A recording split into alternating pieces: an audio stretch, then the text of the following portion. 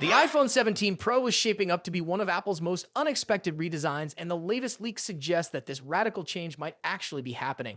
Over the past few weeks, reports have been circulating about Apple completely shifting the look of its Pro models. Instead of the sleek, familiar design, leaks show a pixel-like camera bar stretching across the back. At first, many dismissed it as an unlikely prototype, but with another set of leaked images appearing, it's looking more and more real.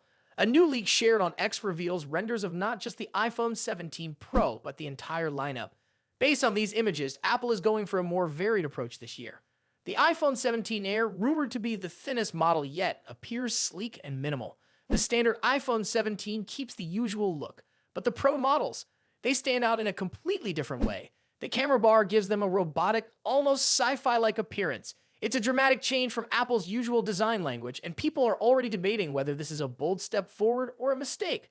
This design shift isn't confirmed yet, but well-known analyst Ming-Chi Kuo recently hinted at some of these changes. He mentioned that the iPhone 17 Air could be just 5.5 millimeters at its thinnest point.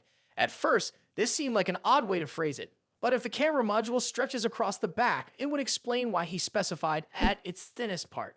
It suggests Apple may be redesigning the entire phone to accommodate larger camera sensors while keeping the body as slim as possible.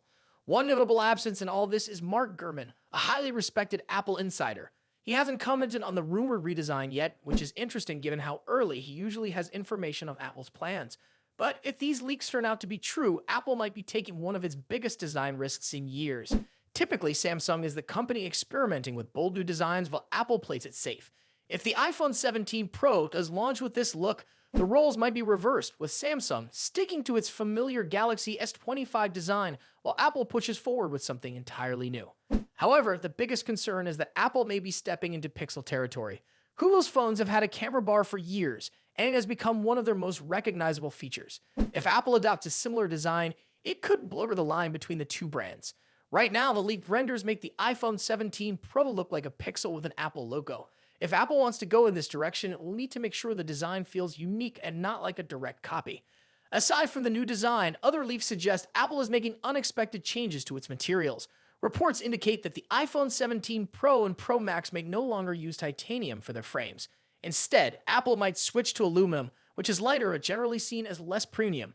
While this could help reduce weight, it might also feel like a downgrade, especially after Apple heavily promoted titanium with the iPhone 15 Pro.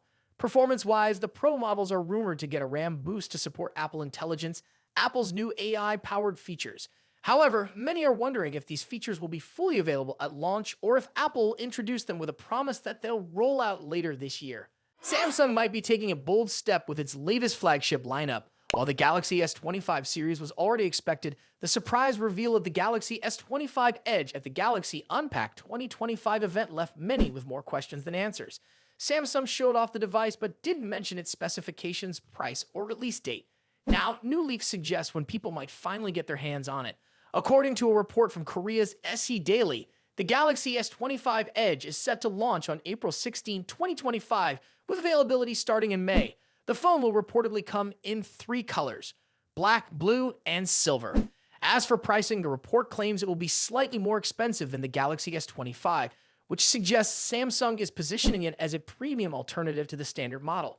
What's particularly interesting is the limited production run. The report states that Samsung is manufacturing only 40,000 units initially.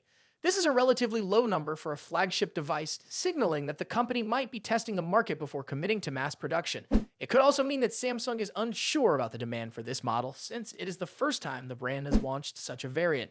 Limited availability could either drive up excitement or leave potential buyers frustrated if stock runs out too quickly. In terms of hardware, the Galaxy S25 Edge is expected to share most of its specifications with the Galaxy S25 Plus. However, there will be 2 key differences: the camera system and the device's thickness. Unlike the Galaxy S25 Plus, which features a triple camera setup, the S25 Edge will have only 2 rear cameras. Samsung has reportedly opted for a 200 megapixel main camera paired with a 12 megapixel ultra-wide sensor. While this setup might seem like a downgrade compared to the S25 Plus, the inclusion of a high-resolution primary camera could still deliver excellent results. The ultra-wide camera will allow users to capture broader scenes, making it a useful addition for landscape photography and group shots. The second major difference is the design. The Galaxy S25 Edge is said to be much slimmer than the S25 Plus, which could be a key selling point for those who prefer a sleek, lightweight device. A thinner body usually means a smaller battery, but Samsung might have found a way to maintain battery efficiency through optimizations in software and hardware. If Samsung can balance battery life and a thinner profile, the S25 Edge could attract users who want a premium feel without the bulk of larger flagship devices. Samsung's decision to launch a device like the Galaxy S25 Edge is an interesting one. It's not often that a smartphone brand releases a variant with fewer cameras and a slimmer design while keeping the core specifications intact. This could indicate that Samsung is experimenting with a new segment, offering a stylish flagship for users who care more about aesthetics and portability rather than having multiple camera sensors. If the strategy works, Samsung might expand this lineup in the future. The key question now is whether the limited production and slightly higher price tag will make the Galaxy S25 Edge an attractive option for consumers. Is Samsung playing it too safe with the Galaxy Z Flip 7? With the launch of the Galaxy S25 behind us, all eyes are now on Samsung's next big product reveal, the Galaxy Z Fold 7 and Galaxy Z Flip 7. While early leaks have suggested that the Fold 7 could see some design changes, the latest renders of the Flip 7 suggest that Samsung isn't making any major upgrades. So what exactly has changed, and is it enough to justify upgrading? Let's start with the design. Based on leaked dimensions, the Galaxy Z Flip 7 is slightly bigger than its predecessor. It measures 166.6 by 75.2 by 6.9 millimeters when unfolded, compared to the Flip 6, which came in at 165.1 by 71.9 by 6.9 millimeters. This means the new model will be slightly taller and wider, but its thickness remains unchanged. When folded, it is expected to be nearly 15 millimeters thick, just like the previous version. One noticeable upgrade is in the display size. The inner display is increasing from 6.7 inches to 6.8 inches, and the cover display is going from 3.4 inches to 3.6 inches. These changes might not seem like a huge jump, but they could improve the overall user experience, making the outer screen more useful for quick interactions. However, despite these minor adjustments, the core design remains very similar. Many foldable phone users have been hoping for a slimmer design, but Samsung appears to be sticking with the same thickness. This could be disappointing for those expecting a more refined or compact form factor.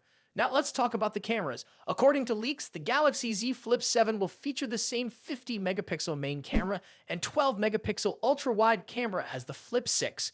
While Samsung may introduce some software-based enhancements, there doesn't seem to be any significant hardware upgrades.